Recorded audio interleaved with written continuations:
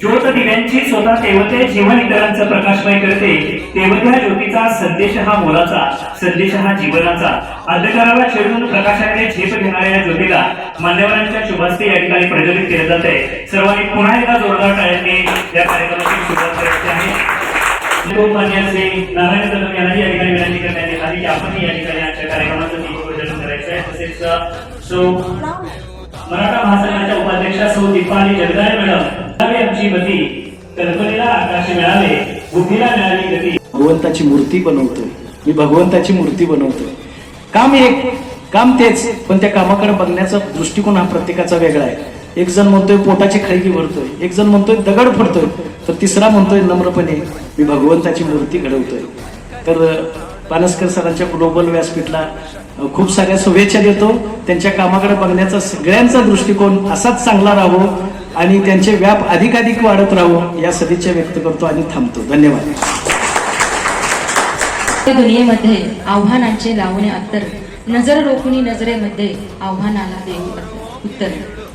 नको गुलामी नक्षत्रांची, नको गुलामी नक्षत्रांची, भीती आंधळी ताऱ्यांची, जगण्यालाही भिडायचे आहे चैन करुनी स्वप्नांची. असे हे विंदा करंदीकरांच्या भाषेत जर सांगायचं झालं तर अशीच नवनवीन स्वप्न आयुष्यामध्ये बघायची आणि या स्वप्नांना साकार करण्यासाठी नवनवीन आव्हानं स्वीकारायची.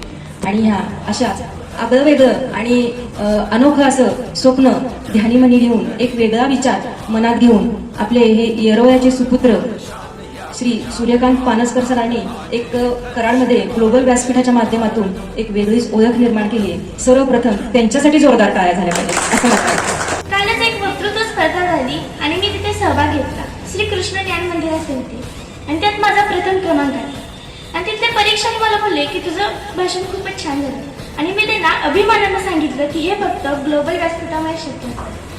शेवटी एवढंच म्हणेन की शब्द शब्द आठवत जाऊ, शब्द शब्द साठवत जाऊ, शब्द शब्द आठवत जाऊ, शब्द शब्द साठवत जाऊ. आणि जेव्हा जेव्हा स्टेजवर बोलण्याची संधी मिळेल तेव्हा तेव्हा ग्लोबल व्यासपीठ आठवत जाऊ, ग्लोबल व्यासपीठ. मी मंत्रालयातून रिटायर माणूस आहे. माझं वय 70 वर्ष आहे. माझा अभ्यास पण भरपूर होता. मला चांगले चांगले स्टेज मंत्रालयात असलेल्या कुठं पण असलेल्या मला मिळत होते, पण मला ते बोलता येत नव्हतं. स्टेजपर्यंत जायचं, धडधड व्हायची, छातीत अंगाचे कापर व्हायचे, घाम याचा. अभ्यास भरपूर होता, पण काय बोलून काय नको असं मला होत होतं. त्यानंतर मला काही दिवसानं पानसकरांचा गोकाच्या एक सर माझा दोस्त, त्यांच्या माध्यमातून त्यांचा फोन मिळाला आणि मी त्या फोनद्वारे त्यांना कॉन्टॅक्ट.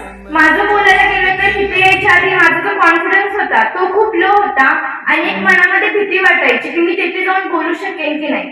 पण इथे आल्यापासून तो कॉन्फिडन्स आहे तो खूप इन्क्रीज झालाय आणि भीती पण कमी झालीये. त्याबद्दल मी सरांचे धन्यवाद मानते. मातीच्या लहान गोळ्याला सुंदर आकार दिला तुम्ही, मातीच्या लहान गोळ्याला सुंदर आकार दिला तुम्ही, निस्तेज अशा ताऱ्यांना स्वतःचा प्रकाश दिला तुम्ही, निस्तेज अशा ताऱ्यांना स्वतःचा प्रकाश दिला तुम्ही. आणि हा कॉन्फिडन्स आम्हाला या ग्लोबल व्यासपीठामुळे मिळाला. आणि ह्या सगळ्या टाळ्या होत्या या ठिकाणी उपस्थित असलेले सर्व मान्यवर आणि तुमच्यासाठी. कसं आहे, भाषण करायचं म्हटलं की मनामध्ये भीती वाटते. आपल्याला याच्यासारखं भाषण करता येईल का, किंवा आपण स्टेजवर बोलू शकू का, किंवा मला याच्यासारखं भाषणच येत नाही असं मनामध्ये आपले विचार आले की आपण स्टेजवर भाषण कधीच करत नाही. पण आपल्या मनामध्ये जर भाषण शिकण्याचं वेड असेल आणि आपल्या मनामध्ये भाषण शिकण्याची जर जिद्द असेल तर आपण एक ना एक दिवस स्टेजवर भाषण केल्याशिवाय राहत नाही. कोशिश करणे वालों की कभी हार नहीं होती हे शिकवलं आम्हाला ग्लोबल व्यासपीठानं.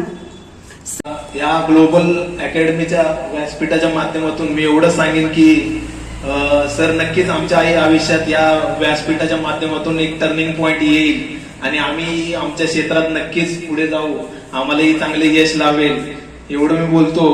आणि हाताला लागलं की डोळ्याला पाणी येतं आणि डोळे पुसायला अलगद त्याच हातांना वरती यावं लागतं. असं सर आपलं नातं इथून पुढेही राहावं एवढंच बोलतो. की गरुडाकडून पंख घ्या आकाशात भरारी मारण्यासाठी, गरुडाकडून पंख घ्या आकाशात भरारी मारण्यासाठी, सूर्याकडून तेज घ्या अंधाराच्या नाशासाठी. सूर्याकडून तेज घ्या अंधाराच्या नाशासाठी. पर्वताकडून निश्चय घ्या निर्णयावर ठाम राहण्यासाठी. आणि सूर्यकांत पानसकर सरांच्याकडून वक्तेपणा घ्या भाषण करण्यासाठी. सूर्यकांत पानसकर सरांच्याकडून वक्तेपणा घ्या भाषण करण्यासाठी. मी सोशल मीडियाच्या माध्यमात असल्यामुळे बऱ्याच ठिकाणी मला व्यासपीठ मिळाले, पण व्यासपीठावर माझी मतं मांडताना खूप मला धडधड व्हायची. परंतु एक ग्लोबल व्यासपीठ जॉईन केल्यापासून माझा आत्मविश्वास एवढा वाढलाय की आता कुठल्याही व्यासपीठावर आपलं मनोगत कसंही आपण मांडू शकतो आणि आपले विचार समाजापुढे मांडू शकतो. या विचारांना वाव निर्माण होईल, हेच माझा एक ग्लोबल व्यासपीठाबद्दल. की निरोप नव्हे हा ओलावा माणुसकीचा. निरोप नव्हे हा ओलावा माणुसकीचा. कसे विसरू आम्ही हे क्षण आनंदाचा. धन्यवाद. सर्वात महत्वाचं म्हणजे ग्लोबल व्यासपीठ हा वटवृक्ष भविष्यामध्ये असा मोठा होत जावो अशा सरांना प्रथमतः शुभेच्छा देतो.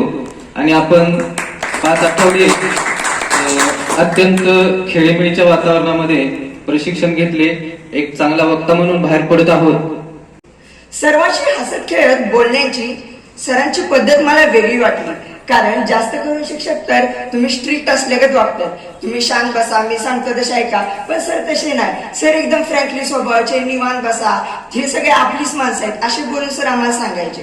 त्यामुळे ह्या क्लासचं असे की आपण क्लासला जाते असं वाटलंच नाही. आपण घरात असल्यासारखं, जसे की आपले कोण दादा सर शिकवतात असे वाटत. आज मी येथे काय बोलतो त्याविषयी येथे आलं ते महत्वाचे. स्वतःच्या विकासासाठी कोणती पुस्तकं वाचावी आणि कुठले शब्दसंग्रह यांचा वापर करावा याचा उद्देश पण सरांनी दिलेला आहे.